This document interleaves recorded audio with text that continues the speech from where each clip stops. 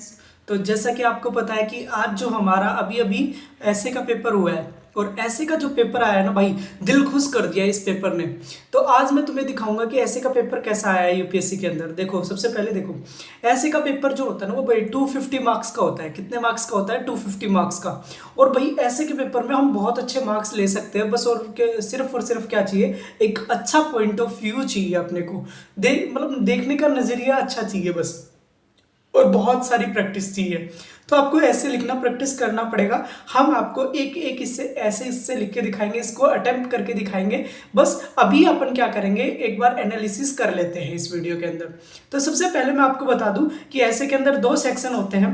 दोनों सेक्शन के अंदर चार चार ऐसे होते हैं। देखो, ये हमारा ए सेक्शन है और ये हमारा बी सेक्शन है। ठीक है, तो जो ए सेक्शन है इसके भी चार चार ऐसे हैं और बी सेक्शन जो है हमारे पास, उसके पास भी कितने हैं? चार ऐसे हैं। ठीक है, तो सबसे पहले देखते हैं ऐसे आए क्या है। देखो, ऐसे बहुत अच्छे आए इस बार। इससे पहले जो ऐसे थे वो ज्यादातर किसके ऊपर आ रहे थे? फिलोसफिकल ऐसे आ रहे थे।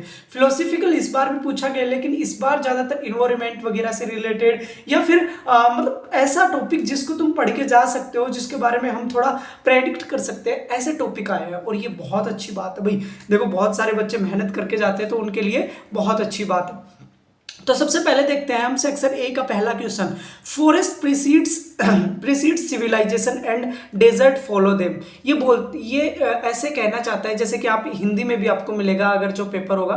फिर मेरे पास इसकी हार्ड कॉपी तो है नहीं, इसलिए मैंने जब वीडियो जितनी जल्दी प्रोवाइड हो सके इसलिए आपको ये दिया है। तो इसमें क्या बता रहा है कि जो जंगल होती है ना वो सिविलाइजेशन से पहले होती है, सभ्यताओं से पहले होती है। और जो डेजर्ट होते हैं वो सभ्यता के क्या होते हैं? बाद होते हैं। तो इसको अपन कैसे सोल्व करेंगे, कैसे पॉइंट ऑफ व्यू होगा आपका?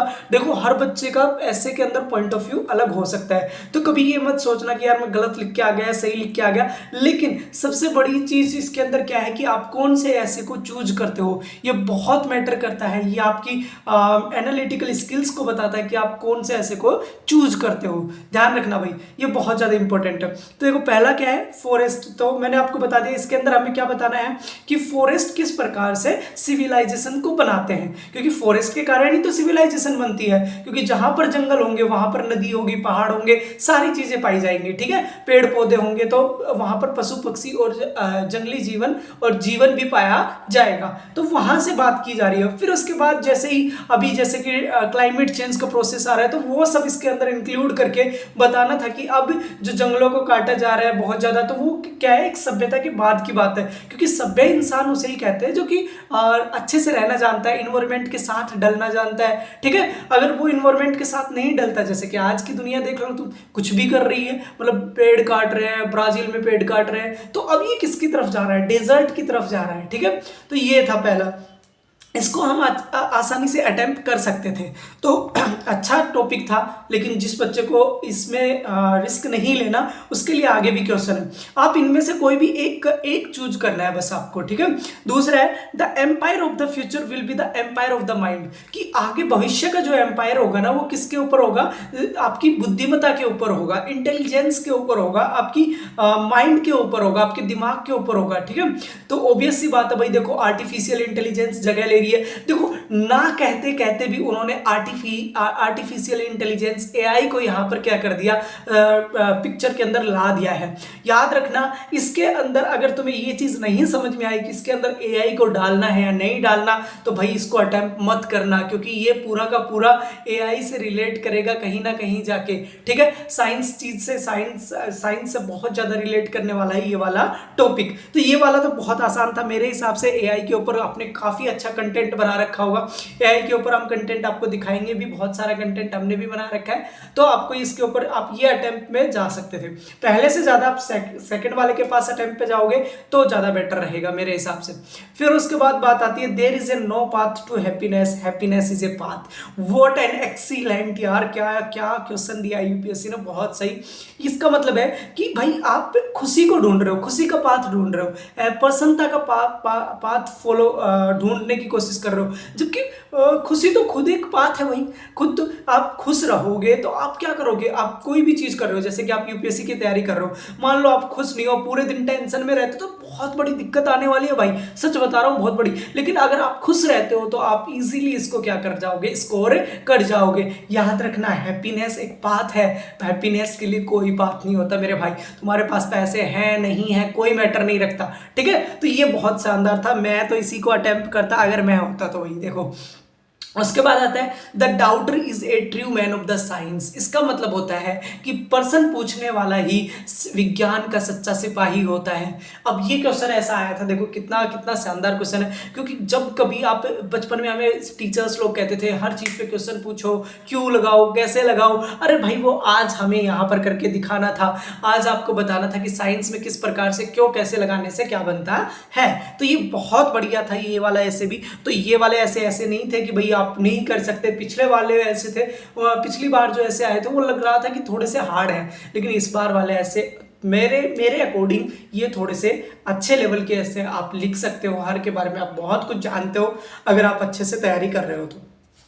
अब आते हैं हम किसके ऊपर, हम आते हैं सेकंड पर्सन के ऊपर। इसके अंदर काफ़ी अच्छे ऐसे लिखे गए हैं, लेकिन हमें तो कोई एक ही ढूंढना था, तो सबसे पहले वाला ऐसे ही देखो तुम, ये नंबर 5 है वैसे तो, अगर आप उसमें जाओगे हमारे उसमें क्वेश्चन पेपर में तो नंबर 5 का है ये नंबर 5 का देखो अच्छे से। नंबर 5 वाले में क्या लिखा है, social media is triggering fear of missing out amongst the youth, precipitating depression and loneliness. भाई देखो अब बहुत बड़ी प्रॉब्लम हो रही है आजकल। क्या हो रहा है कि छोटी छोटी रील्स आ रही है, अगर आप लोगों को रील्स के बैड इम्पैक्ट पता है ना, तो आप लोग इसको बहुत अच्छे से लिख पाओगे, क्योंकि सोशल मीडिया ना कहीं लोगों को अंदर से क्या कर रहा है, खोखला करता जा रहा है। बस सोशल मीडिया नाम सुनते ही भाई इतना सब कुछ मटेरियल आपके पास होगा मेरे अकॉर्डिंग, क्योंकि सोशल मीडिया तो इस टाइम पे बहुत हाई लेवल पे है। आज भी हमने न्यूज़पेपर के अंदर पढ़ा है सोशल मीडिया के बारे में, और आप इसके ऊपर क्वेश्चन बना सकते हो और बहुत अच्छा लिख सकते हो। तो मेरे अकॉर्डिंग आपको यही अटेम्प्ट करना चाहिए था सेक्शन बी के अंदर, जो सबसे बेस्ट होता, ठीक है। फिर उसके बाद आता है nearly all man can stand adversity but to test the character give him power. देखो एडवर्सिटी का मतलब होता है कि हर एक इंसान है ना वो प्रतिकूल परिस्थितियों से गुजरता है। प्रतिकूल का मतलब होता है सबके पास अच्छी परिस्थितियां नहीं होती ना भाई, हर एक इंसान के पास थोड़ी बहुत दिक्कत तो होती है। तो ये बोल रहा है दिक्कत सबके पास है, लेकिन अगर आपके किसी का कैरेक्टर को टेस्ट करना है ना तो उसे पावर दे दो। पावर का मतलब क्या होता है भाई, जैसे कि आप कोई नॉर्मली मान के चलो कोई लड़का है, अगर आप उस लड़के के बारे में, अगर आप उसके कैरेक्टर के बारे में जानना चाहते हो ना, तो उसको फ्री छोड़ दो कि जाओ भाई तुम्हें जो करना वो करो, ठीक है। तो वो अपने आप बताएगा कि उसको किस प्रकार का कैरेक्टर है, वो कमाने में लग जाएगा या फिर और कुछ करने में लग जाएगा, लव अफेयर्स में पड़ जाएगा, क्योंकि ये एज है, ठीक है। तो वो चीज़ समझ में आएगी आपको कहाँ पर, जब उसको क्या देंगे, हम फ्रीडम देंगे। तो ये अच्छा टॉपिक था, इसके ऊपर भी काफ़ी चीज़ें लिख सकते थे आप, अगर आप लोगों को अच्छे से समझ आया होगा ये टॉपिक तो आप लिख सकते हो। बट मेरे अकॉर्डिंग सोशल मीडिया पे तुम्हें ज़्यादा फैक्ट्स और ज़्यादा नॉलेज है और ज़्यादा अच्छे से कर सकते हो, तो मेरे हिसाब से फर्स्ट अभी भी हम प्रेफरेंस देंगे। फिर उसके बाद है all ideas have large consequences always simple. ये बोल रखा है कि जितने भी ऐसे आइडियाज होते हैं जिनका परिणाम बहुत ही बड़ा होता है वो हमेशा सिंपल ही दिखाई देते हैं, वो हमेशा सिंपल ही होते हैं। एक्चुअलिटी है भाई, ये तो एक्चुअलिटी है। ये तो जो भी अब कोई भी आइडिया है, जैसे कि मैं कहूँ कि मेरे को सबसे अमीर इंसान बनना है, ठीक है। अब अमीर बनने के बाद उसके कॉन्सिक्वेंसेस बहुत बड़े होने वाले हैं, लेकिन आइडिया बहुत सिंपल है भाई, अमीर बनना है, बस सबको बनना है अमीर। लेकिन अमीर कैसे बने ये सब की बात नहीं है। यहाँ से ये क्वेश्चन भी अच्छा था, मेरे हिसाब से एक अच्छा क्वेश्चन था, और इसके ऊपर भी आप अच्छे से लिख सकते थे, बहुत सही तरीके से लिख सकते थे। हम आपको अटेम्प्ट भी करके दिखा सकते हैं, बस आपको क्या करना है, एक वीडियो कमेंट सेक्शन में आपको कमेंट डालना है कि सर आपको कौन से टॉपिक के ऊपर आपको क्या चाहिए। दोनों सेक्शन के अंदर बता सकते हो कि सर हमें लाइव क्लास चाहिए, लाइव इसका रिटर्न चाहिए कि कैसे लिखेंगे हम पेपर के अंदर। उसके बाद है the cost of being wrong is less than the cost of doing nothing. ये बोल रखा है कि भाई the cost of being wrong is less than the cost of doing nothing, ये बोल रखा है कुछ ना करोगे ना तो उससे तो कुछ नहीं मिलेगा तुम्हें। अगर तुम गलत करोगे ना तो उससे तो मतलब कुछ गलत कर रहे हो आप। द कॉस्ट ऑफ बीइंग रोंग, तुम गलत हो। लेस देन, ये कम है, the cost of doing nothing, ना करने से तो ये भी कम है। अरे भाई मैथ में नहीं कहते थे कि हमारे टीचर्स कि बेटा करो, गलत सही कुछ करो, लेकिन नहीं करोगे तो दिक्कत होगी। बस वही वाली दिक्कत हमें यहाँ पर सामना करने को मिली थी। आप लोग बताओ आपको कैसे लगे, ऐसे कौन से टॉपिक के ऊपर आपको पूरी की पूरी एक लाइव क्लास चाहिए कि कैसे लिखना था इस ऐसे को हम 1.5 घंटे के अंदर कंप्लीटली उसको मैनेज करेंगे कि किस प्रकार से लिखना है, कैसे उसकी माइंड मैप बनाना है, सब चीजें आपको बताएंगे। Thank you so much. और आपको ये वीडियो पसंद आई तो लाइक एंड सब्सक्राइब कर दो, आगे के लिए हम यहाँ पर रहेंगे।